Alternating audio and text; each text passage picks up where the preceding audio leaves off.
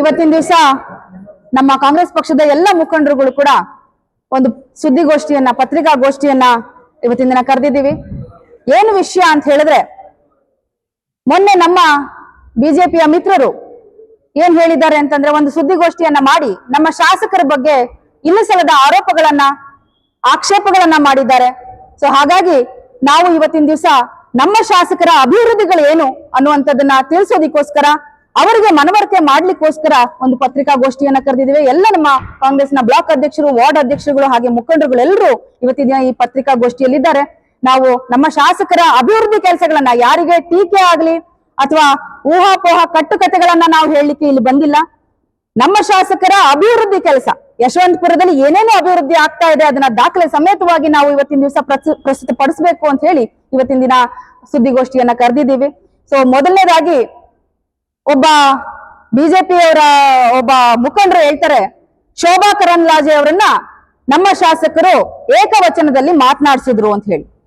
ಸ್ವಾಮಿ, ನಾವ್ ಇದಕ್ಕೆ ಉತ್ತರ ಕೊಡ್ಲೇಬೇಕಾಗತ್ತೆ. ಯಾಕಂತಂದ್ರೆ ಅವರೆಲ್ಲ ಸಮಕಾಲೀನರು ಇರ್ತಾರೆ. ಸೊ ಅವರಿಗೆ ಒಂದು ಸಲಿಗೆ ಇರ್ತದೆ, ಸೋದರತ್ವ ಅನ್ನುವಂತ ಒಂದು ಸಲಿಗೆಯಿಂದ ಮಾತನಾಡಿಸಿರಬಹುದು. ಆದ್ರೆ ನಮ್ಮ ಶಾಸಕರಿಗೆ ಎಷ್ಟು ಜನ ಮಹಿಳೆಯರು ಬೆಂಬಲವಾಗಿದ್ದಾರೆ ಅಂತಂದ್ರೆ, ನೀವು ನಮ್ಮ ಶಾಸಕರ ಹಿಂದೆ ಮುಂದೆ ಓಡಾಡ್ತಕ್ಕಂಥ ಮಹಿಳೆಯರ ದಿಂಡನ್ನ ನೋಡಿದ್ರೆ ಮಹಿಳೆಯರು ಎಷ್ಟು ಅವರಿಗೆ ಸಾಥ್ ಕೊಡ್ತಿದ್ದಾರೆ ಅನ್ನೋದು ಅರ್ಥ ಆಗುತ್ತೆ. ಆದ್ರೆ ಶೋಭಕ್ಕ ಅವ್ರು ಬಂದ್ರೆ ಯಾವ ಮಹಿಳೆ ಅವ್ರ ಹಿಂದೆ ಇರ್ತಾರೆ ಅನ್ನೋದನ್ನ ನೀವು ಅರಿವು ಮಾಡ್ಕೋಬೇಕಾಗತ್ತೆ ಒಂದ್ಸಲ.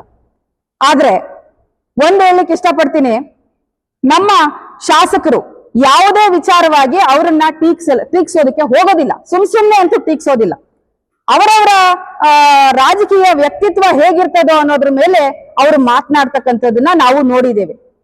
ನಮ್ಮ ಶಾಸಕರು ಮಹಿಳೆಯರಿಗೆ ಅಂತ ಹೇಳಿ ಎಷ್ಟೋ ಅಭಿವೃದ್ಧಿ ಕೆಲಸಗಳನ್ನ ಮಾಡಿದ್ದಾರೆ. ಅದರಲ್ಲೂ ಶೋಭಕ್ಕ ಒಂದೇ ಒಂದು ಅಭಿವೃದ್ಧಿ ಕೆಲಸಗಳನ್ನ ಇದುವರೆಗೆ ಯಶವಂತಪುರಕ್ಕೆ ತಂದಿದ್ದಾರ ಅನ್ನೋದು ನಮ್ಮ ಕ್ವಶನ್ ಆಗಿದೆ.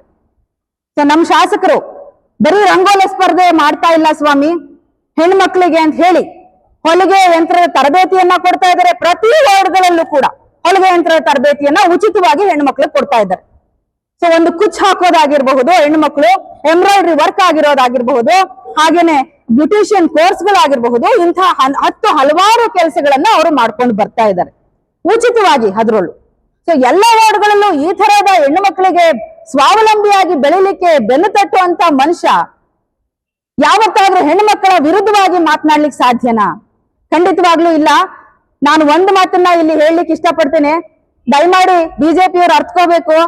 ಅವರ ಶಾಸಕರಾದಂತಹ, ಅವರ ಮುಖಂಡರಾದಂತವ್ರು ಬೇರೆ ಒಂದು ಮಾತನ್ನ ನಮ್ಮ ಲಕ್ಷ್ಮೀ ಹೆಬ್ಬಾಳ್ಕರ್ ಅವರಿಗೆ ಹೇಳಿದ್ರು. ಆ ಮಾತನ್ನ ನಾವು ಇಲ್ಲಿ ಉಚ್ಚಾರಿಸೋದು ಬೇಡ, ಯಾಕಂದ್ರೆ ನಾವು ಸಂಸ್ಕಾರವಂತರಿದ್ದೀವಿ. ಆ ಮಾತನ್ನ ನಾವು ಹೇಳಲಿಕ್ಕೆ ಬಯಸೋದಿಲ್ಲ. ಸೊ ಹಾಗಾಗಿ ಅದನ್ನ ಅರ್ಥಕೊಂಡು ನೀವು ಮಾತನಾಡ್ಬೇಕಾಗತ್ತೆ. ಅದ್ರ ಮುಂದೆ ನಮ್ಮ ಸಾಹೇಬ್ರು ಹೇಳಿರ್ತಕ್ಕಂಥದ್ದು ಯಾವುದೇ ತಪ್ಪಿಲ್ಲ ಅನ್ನೋದು ನಮ್ಮ ಭಾವನೆ.